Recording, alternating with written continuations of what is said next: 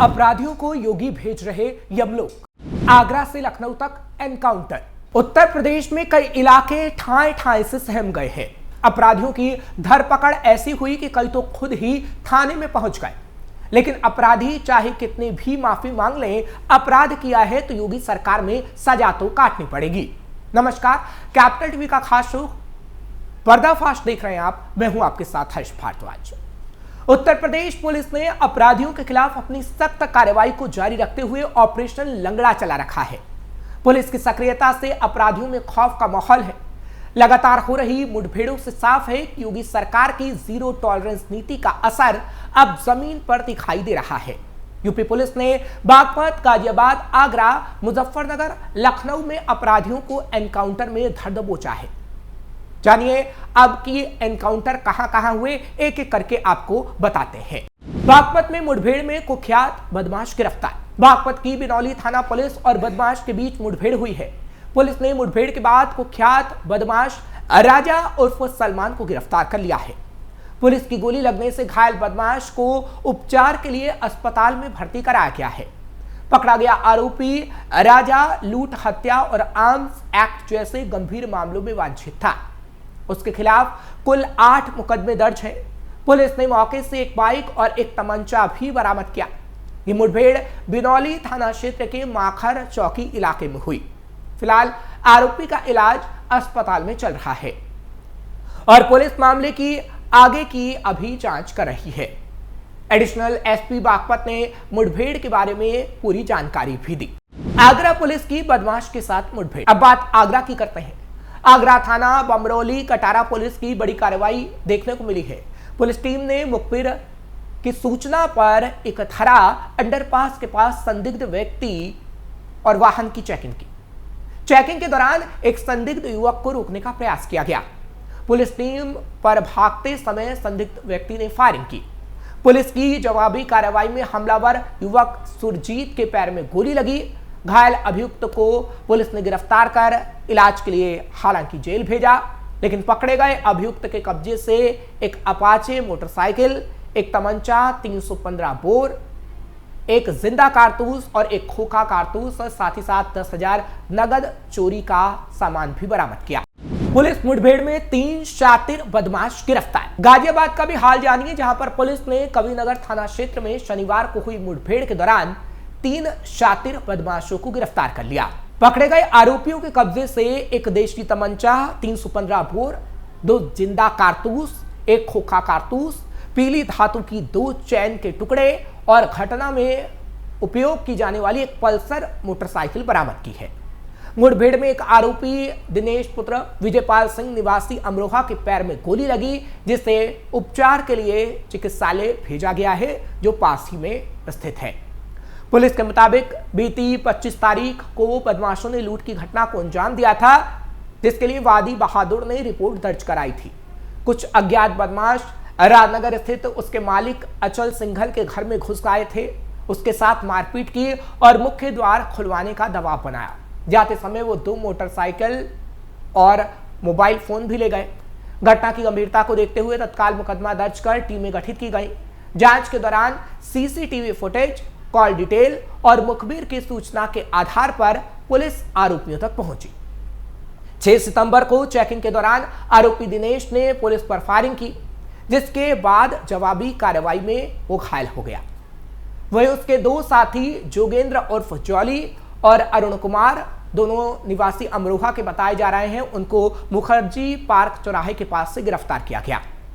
पूछताछ में आरोपियों ने कबूला है कि वो गाजियाबाद और आसपास के क्षेत्रों में स्नैचिंग, लूट की घटनाओं को अंजाम देते थे। पुलिस रिकॉर्ड में तीनों के खिलाफ लूट के कई मुकदमे पहले से ही दर्ज हैं। मुजफ्फरनगर में अपराधी को किया जिला बदल। मुजफ्फरनगर में पुलिस की गैंगस्टर पर बड़ी कार्रवाई देखने को मिली। पुलिस ने गैंगस्टर नईम उर्फ पप्पू को जिला बदर किया। पुलिस ने ढोल के साथ मुनादी कर दिया। पुलिस ने गैंगस्टर नईम को जिले की रेखा से निकाला। नईम पर हत्या, बलवा, गौकशली, गैंगस्टर के कई केस दर्ज हैं। तितावी थाना पुलिस ने बघरा कस्बे में कार्रवाई की है। लखनऊ में हत्या करने वाला आरोपी मुठभेड़ में घायल। वहीं लखनऊ की बात करें तो सुशांत गोल्फ सिटी थाना क्षेत्र में दुष्कर्म के बाद महिला की हत्या करने वाला आरोपी मुठभेड़ में घायल हो गया है। आरोपी का नाम अनुज रावत है। पुलिस आरोपी की तलाश कर रही थी। पुलिस को सूचना मिली तो उसने घेराबंदी की। घेराबंदी के बाद आरोपी ने पुलिस के ऊपर फायर कर दिया, जिसके बाद जवाबी फायरिंग में आरोपी के पैर में गोली लग गई। योगी का लगातार चल रहा ऑपरेशन लंगड़ा। साल 2017 में यूपी में सत्ता संभालते ही योगी आदित्यनाथ ने बेहतर कानून व्यवस्था को पहले एजेंडे पर रखा। महिलाओं के साथ छेड़खानी रोकने के लिए ऑपरेशन मजनू शुरू हुआ। एसटीएफ को माफिया और पेशेवर अपराधियों के खिलाफ एक्शन की जिम्मेदारी दी गई। सीएम योगी के फॉर्मूले अपराधियों की जगह जेल में है या फिर ऊपर, इस पर यूपी पुलिस काम करने लगी। यही वजह है कि यूपी पुलिस ने साल 2017 से लेकर अब तक प्रदेश में कुल 30,000 से ज्यादा अपराधियों को मुठभेड़ के बाद गिरफ्तार किया है, जबकि मुठभेड़ के दौरान 9,000 से ज्यादा अपराधियों के पैर में गोली मारी गई है, उन्हें लंगड़ा किया गया है। योगी सरकार में माफिया और गुंडागर्दी पर शिकंजा। उत्तर प्रदेश में अपराध करने वाले अपराधियों पर न सिर्फ कार्रवाई की जा रही है, बल्कि उनके अवैध साम्राज्य को भी नेस्तनाबूद किया जा रहा है। यही वजह है कि 100 बार सोचने के बाद अपराधी कोई कदम उठाते हैं। योगी सरकार में आपराधिक घटनाएं घट रही हैं। सरकार के दावों की माने तो सीएम योगी के नेतृत्व में पिछले 9 सालों में कानून व्यवस्था के क्षेत्र में ऐतिहासिक सुधार हुआ है। डकैती, लूट, दंगा, हत्या, अपहरण और दुष्कर्म जैसे जघन्य अपराध में 85% की गिरावट दर्ज की गई है, यह एनसीआरबी भी कहता है। इस तरह योगी सरकार में माफिया और गुंडागर्दी पर शिकंजा कसता जा रहा है।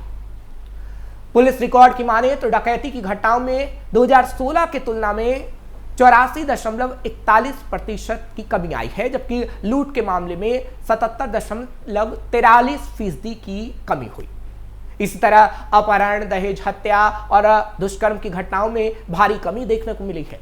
इतना ही नहीं, योगी सरकार ने प्रदेश के माफियाओं, गैंगस्टरों और भू माफियाओं पर बड़े पैमाने पर कार्रवाई की है।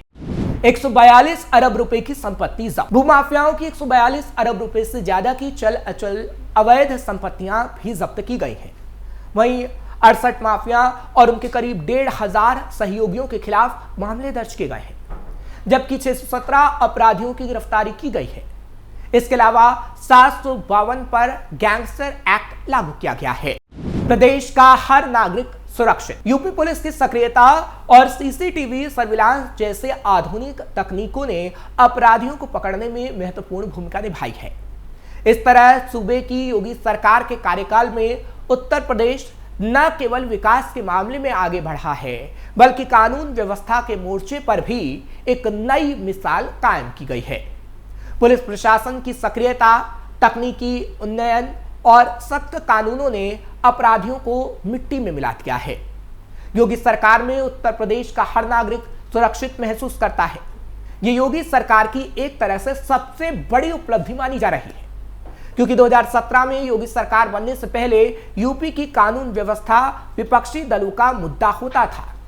इसी मुद्दे को भुनाकर बीजेपी ने यूपी की सत्ता में वापसी की थी और 2022 विधानसभा चुनाव में भी जीत दर्ज की थी। 2027 में भी अपराध पर वार बनेगा बड़ा मुद्दा। हालांकि 2027 चुनाव नजदीक है और ऑपरेशन लंगड़ा एक बड़ा मुद्दा 2027 के विधानसभा चुनाव में भी बनने वाला है, क्योंकि हमने देखा योगी सरकार का जो पहले कार्यकाल था उसमें किस तरीके से अपराधियों पर वार किया गया, जो आम जनता को काफी पसंद आया है। और अब कहा जा रहा है कि आगे आने वाले समय में भी आम जनता इसे पसंद करेगी, क्योंकि 2022 में जब योगी का दूसरा कार्यकाल देखने को मिला, तब भी जनता को ये ऑपरेशन लंगड़ा काफी पसंद आया, जब अपराधियों की धरपकड़ हो रही थी और अपराधी खुद थाने में जाकर ये कह रहे थे कि हमें गिरफ्तार कर लो। उत्तर प्रदेश में इस वक्त अपराधियों में काफी खौफ देखने को मिल रहा है और आगे आने वाले समय में 2027 में यही मुद्दा बड़ा बनेगा कि किस तरीके से योगी आदित्यनाथ ने अपने कार्यकाल के दौरान अपराधियों को यूपी छोड़ने पर मजबूर कर दिया या फिर उन्हें जेल के अंदर डाला गया। और तो और कितने अपराधियों की अवैध संपत्तियों को जब्त किया गया, जिसकी तस्वीर उत्तर प्रदेश से बखूबी देखने को मिली, जो कहीं ना कहीं योगी आदित्यनाथ के लिए 2027 में काम आने वाली है, क्योंकि 2027 में उत्तर प्रदेश में विधानसभा चुनाव है, जिसमें योगी आदित्यनाथ आगे आने वाले समय में परचम लहरा सकते हैं। लेकिन जिस तरीके से अपराधियों को यमलोक पहुंचाया जा रहा है, उसकी दाद देनी होगी, उसकी तारीफ करनी होगी, क्योंकि उत्तर प्रदेश में पहले अपराधी खुलेआम घूमते थे, लेकिन अब अपराधियों में खौफ देखने को मिल रहा है।